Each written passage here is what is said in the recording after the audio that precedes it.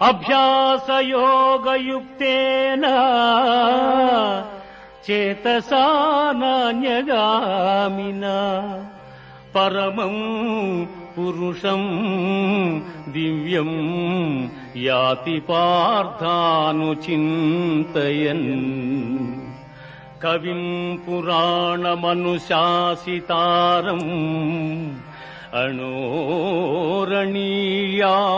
సమనుస్మరేజ్యః సర్వస్య ధాతారమచింత్య రూపం ఆదిత్యవర్ణం తమసః పరస్తాత్. అర్జున, ఎవడు అభ్యాసయోగముతో ఏకాగ్ర చిత్తమును దివ్యరూపుడైన మహాపురుషుని స్మరించును అట్టివాడు ఆ పరమపురుషునే చెందుచున్నాడు.